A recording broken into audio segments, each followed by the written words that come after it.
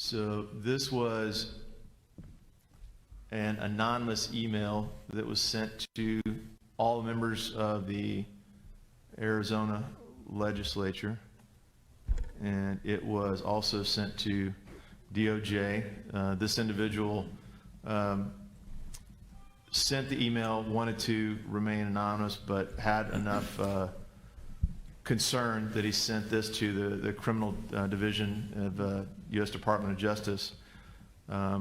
He did not want to be included in the investigation, but the information that they recorded was what we would like the opportunity to investigate on your behalf, or a forensics team of your choosing. It doesn't matter to us, but it says that please be advised that Pima County Recorder, located at 240 North Stone Avenue, Tucson, Arizona, in Pima County, Arizona, and the Democratic Party added fraud votes in the initial count to the vote by mail totals released at 8 p.m. on November 3rd, 2020.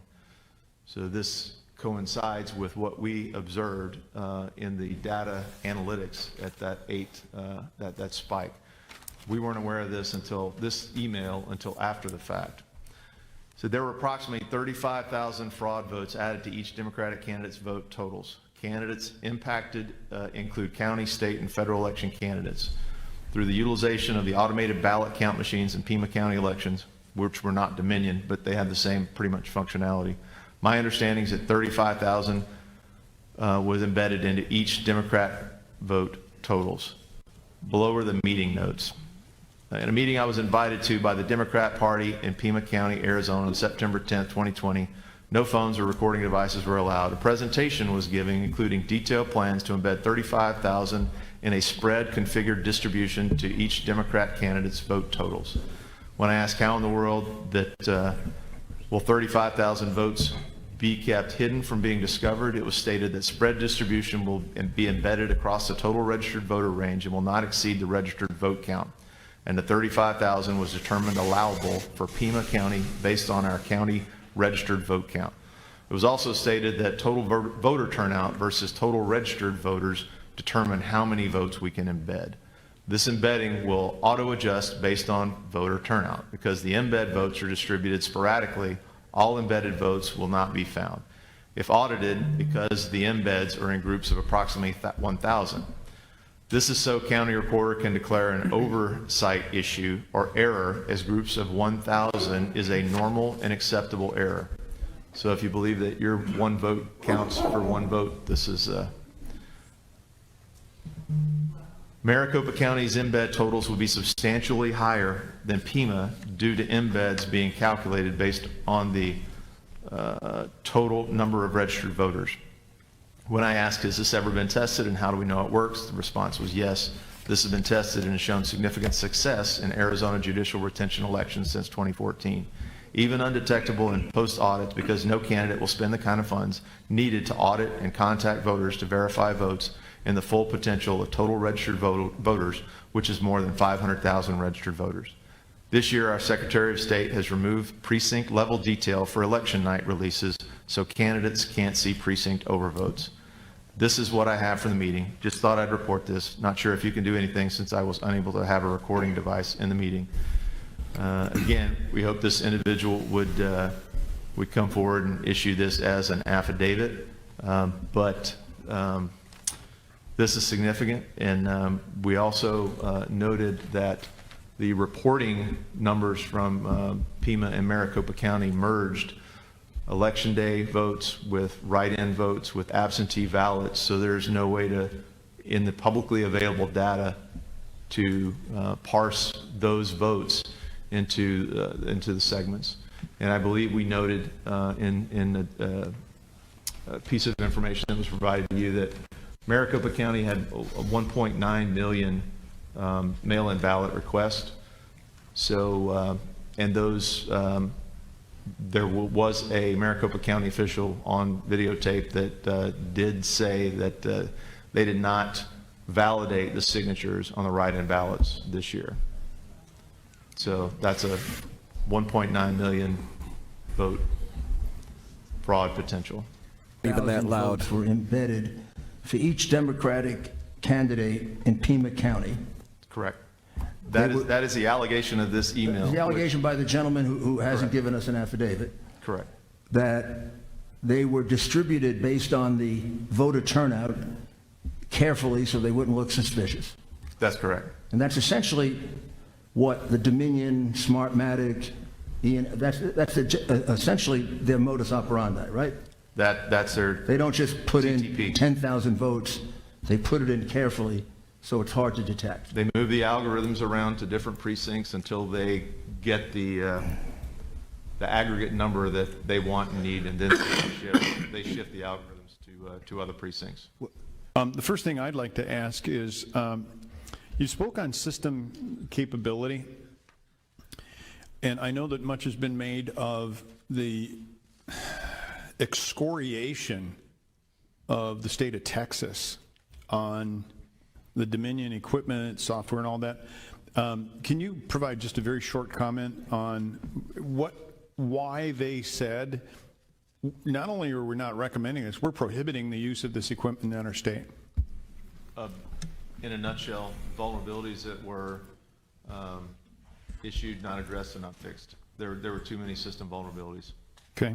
And you also referenced a comment about DHS. And I'm struggling with, why did DHS say security for this election was the best it had ever been? Do you have any insight into that? In my experience in life, there's generally two factors for individual. I mean, it's either competence or commitment. So they were either incompetent or not committed to learning the truth at the senior leader level, not Okay. at the operator level. And does DHS know about the information that you've shared with us or that you're sharing with us in the process of this? Have you shared that with them specifically? And much more. So beyond what you're saying here, you've gone into much greater depth. Yeah, we have relationships with our local DHS personnel in Texas, in both the intelligence divisions and CISA. When I started working on this project in August, I called them up and said, you guys have got to come out and look at it. They did. They spent an initial 3 hours going through this data. At the end of that, one of them said, I think I need to go outside and throw up. Okay, besides that, did they do anything about it? They had multiple follow-ups. They drove up to our Dallas counterpart team, received over 600 gigabytes of data that had been accumulated over time. Our team provided them over 200 gigabytes of confirmatory data, and they analyzed that. After they analyzed, there was a passive scan done. They conducted a limited scan and determined that there were vulnerabilities. They held numerous meetings with their folks, the CISA cyber side, and the INA, which is the Intelligence Assessment Division. And I'm sorry, CISA, could you let the folks who are watching know what CISA is? CISA is the agency in DHS that's responsible for cyber and infrastructure. Okay. Members, any other questions? Representative Biasucci. Thank you, One note that might be important, members of the elections division of CISA, I was told would never attend the meetings or the briefings that were conducted internal to DHS on the material that we had presented. And I'm sorry, who is that did not participate? The election security division inside of DHS. Okay, thank you. Representative Biasucci. Thank you, Mr. Chairman, and thank you, Colonel. I just wanted to make sure I have this correct. So when we're talking about, it was Mr. Krebs? Is that correct? Correct. Okay. He stated the most secure election in history. He stated we're not connected to the internet. He stated no votes leave this country. This is all things he's stated publicly. So are you? It's just a website, correct? Right. So are you willing to say under oath that you have seen the connection to the internet? You have seen it go offshore to Germany, Frankfurt. Are these things that you have personally seen and can say that is not true. Our white hat hackers, yes, they have that traffic in the packets. So why would he make that kind of comment, do you think? Either not knowing, believing the myth, or not wanting the truth to be known. Dated on 5/16/17. Our election was hijacked. There is no question Congress has a duty to hashtag protect our democracy and hashtag follow the facts. Nancy Pelosi. We were under attack a lot for the last couple of weeks trying to force something, a hearing. Representative Fitchum was trying to get a hearing in the House, couldn't get it done. I tried to get things done with the Senate. There was some obstacles, this and that, a lot of arguments back and forth. And then we got all kinds of hate email when we decided we're going to do this. And people were calling me up. I got death threats. I had all kinds of crazy stuff, which is, I'm surprised I made it past 25 years old. So I'm not really, I care. But, and I had to tell some friends, I'm like, if I see corruption and I see evidence, I can't look the other way. Like I said, I took an oath 43 years ago. There's no expiration date on that oath. And I grew up in a world where honor, courage, and commitment was an everyday way of life. That's not a marketing slogan. That's just the way it is. You had quoted one of the pieces of the last sentences of the Constitution, which I actually text that back to them. But, you know, I had to take these notes down, but voting is not just an obligation, but it is a right. It's an enshrined in our Constitution. But let me remind you all, that was paid for with blood, with the blood of patriots. Overseas ballots, like I said, I was overseas. I'm convinced that some of my overseas ballots never even counted. So was I disenfranchised? Did they get counted? Did they get switched? Who knows? I don't know. So to look the other way after hearing this testimony would be a dishonor to those my brothers and sisters in uniform. It would dishonor our forefathers and even my own father, who was a Korean War veteran, and to the citizens of every American that we were sworn to serve in this state. Ladies and gentlemen, this is not over. Surrender is not in my creed. Thank you. I want to thank the mayor, Jen Ellis, Commissioner Garrett, Catherine Freese, Colonel Waldron. If it wasn't for you, we'd be dead in the water.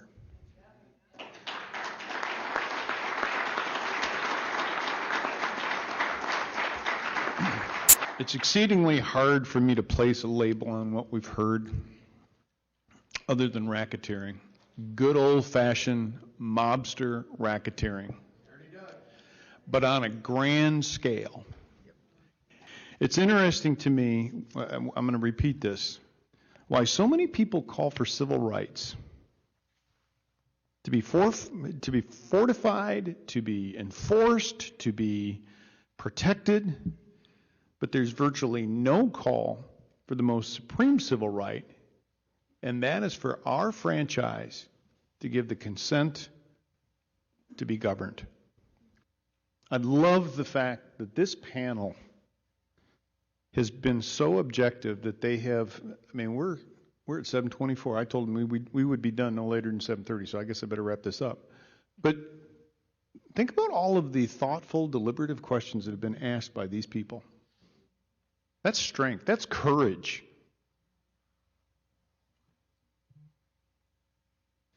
I hope that out of this, besides calling for a special session, which I am doing right now, I hope even more than a special session,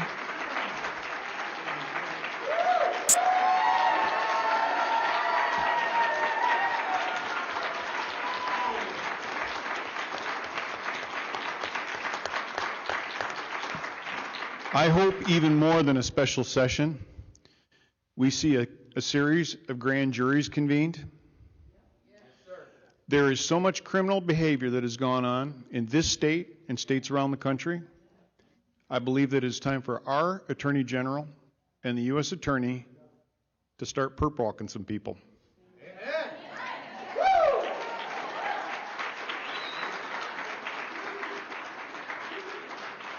I am glad that you are fired up, but ladies and gentlemen, this is a skirmish. You ain't seen nothing yet. And be prepared to fight.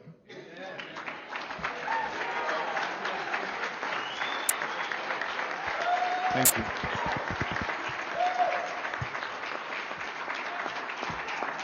I am asking my colleagues to please consolidate your notes over the next 24 hours. And I'm hopeful that we will have a work product that we can at least vet with our leadership in both the House and the Senate. This is what we have heard. This is the resolution that we would like to have heard. It's going to take some work. I mean, we're talking about a pretty fast cycle time, but I think that we've got the talent here, certainly, and I think that we can do that. So with that, ladies and gentlemen, thank you for your time.